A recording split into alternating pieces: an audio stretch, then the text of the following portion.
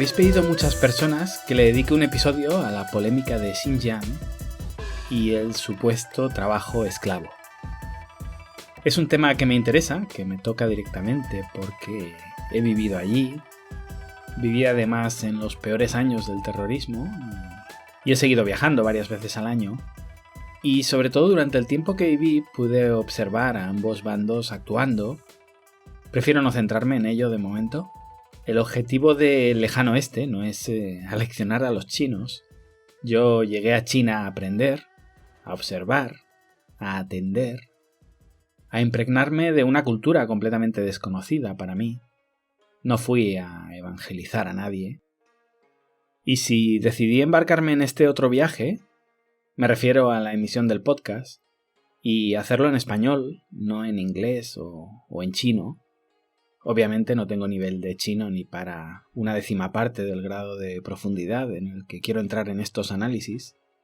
Si lo hice en español, en cualquier caso, fue para mostrarle la realidad, o mi realidad, mis vivencias, a las personas con las que comparto raíces. No tengo ningún interés en juzgar a China. Creo que no tengo legitimidad, pero sobre todo, la razón principal es que no tengo información suficiente. A lo que me dedico, y de ahí que a veces me busque enemistades, a lo que me dedico es a juzgar esa supuesta legitimidad occidental para juzgar las acciones de China. Así que con un contenedor de palomitas sigo observando atónito los comentarios de las personas que jamás han vivido allí, de periodistas que como mucho han estado en viajes de 72 horas con chofer y hotel de clase bien, o que te dicen, no, yo dormí en una yurta. Pago por la experiencia, como aquel que contrata una cacería, y en el fondo la idea es que te preparen 4 jirafas en una parcela del tamaño de tu vergüenza para que vuelvas a casa con un par de trofeos. Cazadores de zoológico, el mundo anda lleno de ellos. Como os digo, sigo el tema expectante. Parafraseando a Warren Buffett, estoy en la orilla observando a los que se bañan, esperando que baje la marea para saber quién nadaba sin bañador. De lo que sí que os voy a hablar en este episodio es de la envidia, y voy a basarme en el preetiquetado actual, que tanto odio, pero que nos servirá para entender la aproximación. Tradicionalmente, la envidia es un sentimiento que se ha atribuido a la izquierda, en parte con razón. Siempre digo que en el ámbito del crecimiento económico hay 2 maneras de ver el mundo, los que ponen el énfasis en la pobreza y los que lo ponen en la desigualdad. Dicho de otra manera, a los que les molesta que haya pobres y a los que les molesta que haya ricos. En mi caso, os voy a dar mi opinión para que me situéis y no os lleve a engaño mi sesgo. Yo creo en la igualdad moral de las personas y no creo en absoluto en la igualdad material. De hecho, tengo clarísimo que la igualdad moral en libertad lleva necesariamente a una desigualdad material, porque todos tenemos diferentes habilidades, objetivos, aversión al riesgo, capacidad de sacrificio, ambición, etc. A mí personalmente me molesta, me apena que haya pobres, no ricos. Me trae sin cuidado la desigualdad. De hecho, la desigualdad con los que tengo por encima de mí me motiva. Nunca me ha dado miedo competir. Nunca vi a alguien hacer algo que considerara vetado para mí. Nunca pensé que no podía acceder a esto o aquello por no tener los ojos azul celeste. Más allá de mis defectos de fábrica, no voy a ser capaz de jugar en el Barça o en el Madrid. Creo que no voy a conseguir nunca tirarme en paracaídas o dejar de ser un polo de atracción para los mosquitos. Eso ya no tiene remedio, pero las cosas que dependen de mí, ahí mis límites los decido yo. Alguno me dirá que eso lo puedo decir porque nací en el primer mundo, nací blanco, nací hombre. Algo de eso hay, es cierto. No puedo cortarme una pierna para igualarme con aquel que nació solo con una. También os digo que he perdido concursos empresariales en China frente a una empresa alemana que no era mejor que la mía, pero era alemana. He visto cómo se paraba un proyecto educativo mío porque llegaba otro finlandés, con ese aura única que tienen en temas educativos. Y así os puedo contar experiencias de 20 o 30 países que me hacían partir unos metros más atrás en la carrera. Y aún así aquí estoy, pletórico, sigo compitiendo, sabiendo que otras muchas veces gané carreras a esos alemanes, canadienses, australianos. Porque la genética o el pasaporte te da un empujón, pero al final quien tiene que correr eres tú. Lo único que les pido, allá donde voy, también a mi gobierno, lo único que le pido es que me deje competir, que no me ponga palos en las ruedas y, para ser justo, que no se las ponga a los que vienen de otros lugares igualmente a competir. Ya está. Es curioso cómo la gente que se declara más anticapitalista, anticonsumista, siempre pone el acento en la igualdad de cosas. Los que se declaran enemigos del dinero se pasan el día explorando acciones para poder extraer más dinero de los demás. Paradójicamente, la ambición que tienen por el dinero es enfermiza. Y lo peor es ver a las personas que defienden esto acusando prácticamente de traidores a los que salen de la miseria, a los que se enriquecen. De joven pensaba que tanto izquierdas como derechas lo que intentaban, por diferentes caminos, era sacar a la gente de la pobreza. Pero un día entendí que no era así. Luego iré con la derecha, dejadme que acabe con la izquierda. Me sorprendía mucho ver a políticos de izquierda durante la crisis de 2008, en aquellos años, decir: es que estamos en crisis, pero el número de ricos no deja de aumentar. ¿No debería ser ese el objetivo? ¿Que los ricos no dejen de aumentar? ¿No debería ser ese tu éxito como político? Lo que querían decir, se entiende, es que había gente beneficiándose ilegítimamente de esa crisis. Ahí puedo estar de acuerdo, pero para decir eso buscaban el populismo fácil, los ricos. A mí me parece que el foco había que ponerlo en los pobres durante la crisis, no en los ricos. Pero ya digo, se entiende. Si la verdad absoluta es que todas las personas que se enriquecen lo hacen ilícitamente, para ellos el éxito en política es que aumente el número de prestaciones sociales en lugar de que disminuya. Viven básicamente de perpetuar la pobreza para convertir a esas personas en clientes del Estado y por lo tanto votantes, lo que se denomina clientelismo estatal, y todo el que salga de esa pobreza crónica se está pasando al bando enemigo. La derecha, hay quien en algún momento pensó que era otra cosa, quizá porque le interesaba, claro. Ellos sí querían sacar a la gente de la pobreza, pero sin ayudarles directamente. La idea era crear un marco en el que cada cual se valiera por sí mismo. Si yo he heredado una fortuna y puedo pagarme una señora de la limpieza, no te quejes, trabaja duro, porque limpiando mi casa algún día podrás tener la tuya propia, darle un futuro a tus hijos y tener una vida relativamente cómoda. Ese parecía ser el trato. En este sentido entiendo la confusión entre derecha, el conservadurismo y los liberales. A la izquierda le interesa meter todo lo que no sea izquierda en el mismo plato, y la derecha, repleta de conservadores, fundamentalistas religiosos, nacionalistas, monárquicos, que no quieren nada más que nada cambie, llevando al extremo lo de conservadores. Básicamente eres conservador cuando lo que te ha tocado de nacimiento ya te vale, cuando las fronteras de tu país son las que a ti te vienen bien, cuando el reparto económico actual de la tarta es el que a ti te viene bien, entonces eres conservador. Pero claro, estás permanentemente en el ojo del huracán. Entonces, hace pocos siglos, ayer por la tarde, aparecieron los liberales y los conservadores dijeron: bueno, como nosotros no tenemos más ideología que nada cambie, y estos tipos tienen un planteamiento donde el Estado no tiene que redistribuir, venga, somos liberales. Claro, pero es que el liberalismo también defiende que te puedan dejar. Ah, no, esto rompe mi familia o mi país o rompe Europa. Es que el liberalismo también habla de libertad de movimientos. Ah, pero ¿te refieres a los movimientos de los pobres? No. Que ya me haya pasado unos siglos desvalijando África o América está bien, pero que ellos vengan aquí a trabajar sin control, no. Nosotros íbamos allí con papeles. Claro, los que te daba tu reina. Es que el liberalismo también habla de que permitas a cada cual practicar el culto religioso que le dé la gana. Ya, pero ellos no nos dejarían, por lo tanto, soy como ellos. Es que el liberalismo cree en la meritocracia y, por tanto, en algún momento, quizá tú no mereces estar arriba. Bueno, ya veremos. Y en ese ya veremos estamos. Claro, se mezclan todo tipo de etiquetas y conceptos, y te encuentras que la gente odia el libre comercio y la globalización, porque lo asocian con el conservadurismo. Pero en realidad no tiene nada que ver. Justamente el comercio, los intercambios voluntarios, es lo que puede sacar a la gente de la miseria.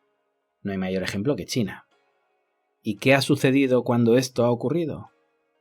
Que nos ha empezado a molestar hasta el comercio. El capitalismo, la globalización, etc., eran términos odiados por la izquierda y aplaudidos por la derecha, que se pasó un siglo luchando contra el comunismo porque estos no entendían cómo se salía de la pobreza. De repente tenemos a los países excomunistas dándonos la razón, haciendo un esfuerzo, cambiándolo todo, viniéndose a las nuestras, y de repente nos molestan de nuevo. Nos hemos pasado tanto tiempo vendiéndoles las virtudes del capitalismo que ahora lo practican mejor que nosotros, y eso no estaba en nuestros planes. No sabíamos que teníamos razón. Nos creíamos nuestras mentiras pensando que eran mentiras muy vendibles. Vivíamos también en nuestra opulencia, explicándole al pobre que era pobre porque no se esforzaba, que cuando empezó a esforzarse nos dejó desencajados. Mira qué majos cómo descargan los camiones estos chinitos. Pero ahora nos igualan y van camino de superarnos. ¿Qué pasa aquí? Pasa que vas a tener que trabajar duro, amigo. ¿No era eso lo que les explicabas? ¿No era ese el camino para salir de la miseria? Pues te voy a contar un secreto. Tenías razón. Lo que pasa es que ni tú te lo creías. Te venía bien, les decías que la culpa de ser pobres era suya y solo suya. Lo que no estaba en tus planes es que se lo creyeran. ¿Ahora qué vas a hacer? ¿Ponerte a trabajar? ¿A competir? ¿O vas a sacar los tanques a la calle para plasmar ya de manera fehaciente tu derrota intelectual? Viendo a la prensa internacional promoviendo casus belli por encima de nuestras posibilidades, imagino que lo segundo.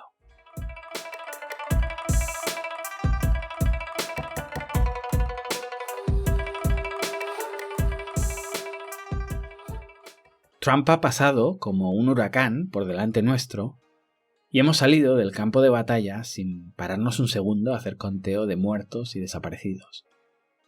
Los americanos siguen siendo los capitalistas y los chinos los comunistas. Porque hagan lo que hagan, tenemos el preetiquetado grabado a fuego en el candado que limita nuestra capacidad de raciocinio. Lo que de verdad ha sucedido, además delante de nuestros morros, esto no se ha hecho con nocturnidad, pero es que hemos pasado páginas sin leerla, como aquellas que el profe te decía esto no entra para el examen. Lo que de verdad ha sucedido es que teníamos al presidente de la mayor potencia económica del mundo, el adalid del capitalismo, cerrando sus fronteras, sacando a su país de acuerdos internacionales de libre comercio, creando aranceles nuevos para castigar a sus competidores, endeudando a su país más que nunca. Esos eran los liberales, ya digo, con ese preetiquetado que nos seguimos tragando, y teníamos a la dictadura comunista abriendo fronteras, creando un marco de desarrollo para la empresa privada, para la acumulación de capital sin precedentes desde la revolución industrial, comerciando con el mundo, cerrando acuerdos de libre comercio. Y esos, ya digo, esos eran los comunistas. Y las decisiones de unos y otros, no sus siglas, no lo que dicen, sino lo que hacen, la preferencia revelada de sus acciones nos cuenta que los de arriba no querían comercio. La derecha tradicional lo que quería era que nada cambiara. Por eso no le quitamos el pie de encima a África. Por eso llamamos globalización a venderle de todo a los africanos y a no dejar que ellos nos vendan nada a base de proteccionismo estatal. Esto no es globalización, esto es hipocresía a nivel Dios. Venderles nuestros coches, pero irte a Uganda y encontrarte leche holandesa en el supermercado porque es más barata que la leche local. Es terrorífico lo que les llevamos haciendo durante toda su historia. Antes, al menos de manera honesta, con un fusil por delante, ahora con retintín, presentándonos con la bandera del libre comercio. ¿Se puede ser más hipócrita? ¿Qué es lo que pasa? Que con China pues no nos ha funcionado, no hemos podido. La idea no era que uno ganara en función de su mérito. La idea era que nada cambiara.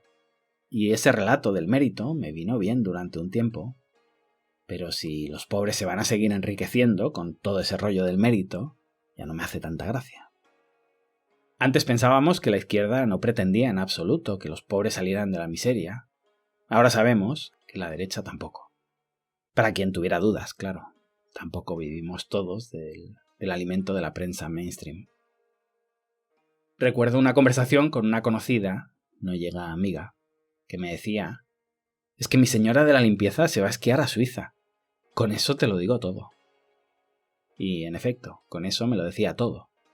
No de su señora de la limpieza, me lo decía todo sobre ella.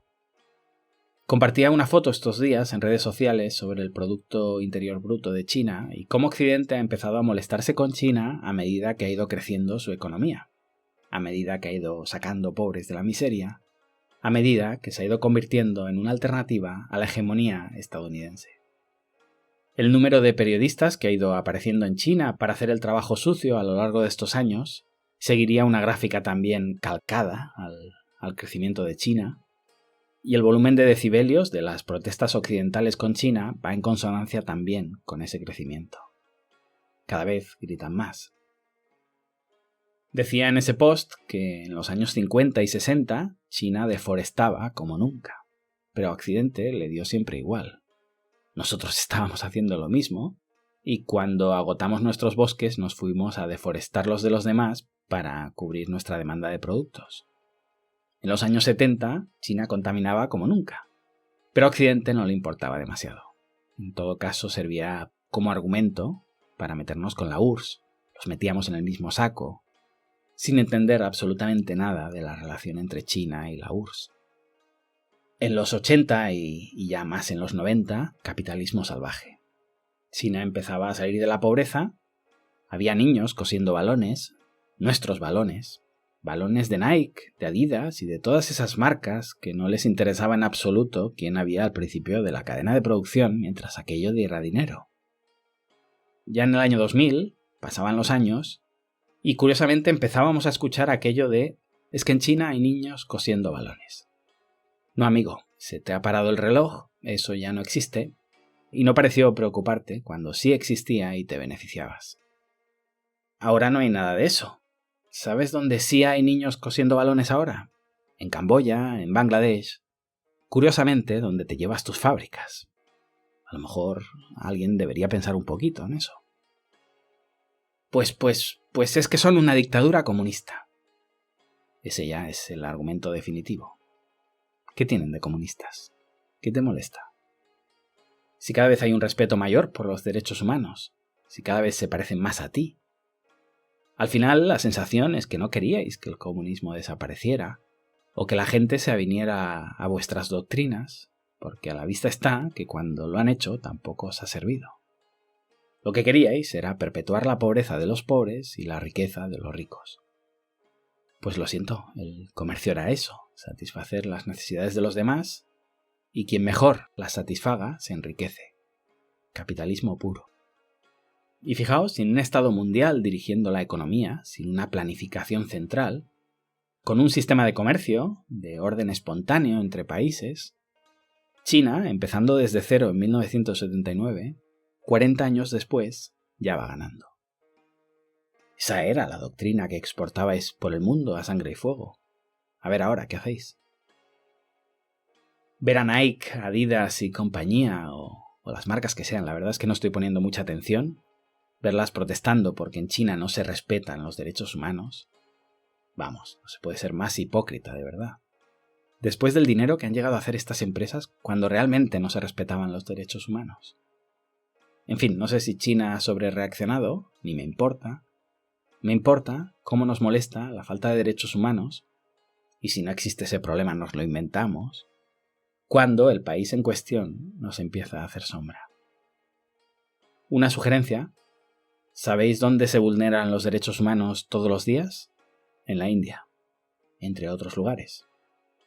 Pero si a alguien le preocupa de verdad, todos esos periodistas que cada 2 fotos que comparten contándote que la vida en China es un infierno, te comparten otras 2, disfrutando de los restaurantes de lujo, de las actividades lúdicas espectaculares en Shanghái o Beijing, porque jamás se irían un año a vivir a una aldea uigur para conocer de verdad sobre lo que hablan y dejar de decir estupideces, les recomiendo que se vayan a la India, no a Bombay o a Delhi, al interior, a las zonas olvidadas, que se doctoren de verdad en periodismo en lugar de seguir hablando de oídas, pero imagino que el plan no es ese, claro, como si lo que importara aquí fuera informar. Lo que va a suceder, lo que imagino, es que van a esperar a que India se enriquezca, empiece a ser un grano en el culo de Occidente, y entonces sí, cuando ya se empieza a vivir bien allí, y el territorio se llene de periodistas oportunistas que quieren informar del tercer mundo solo en los lugares donde ya hay burbujas para vivir como en el primero, nos empezarán a contar las miserias del país para intentar ganar en el papel impreso lo que sus empresas son incapaces de ganar en el terreno de juego compitiendo. Decía toda la vida quejándonos de que a la izquierda en realidad le molestaba que los pobres salieran de la miseria, y ahora sabemos, los que no lo sabían, que a la derecha le molesta lo mismo. Pues esto solo lo solucionáis compitiendo o con una guerra. Os dejo con un proverbio chino. No son las malas hierbas las que ahogan la buena semilla, sino la negligencia del campesino. Gracias y hasta pronto.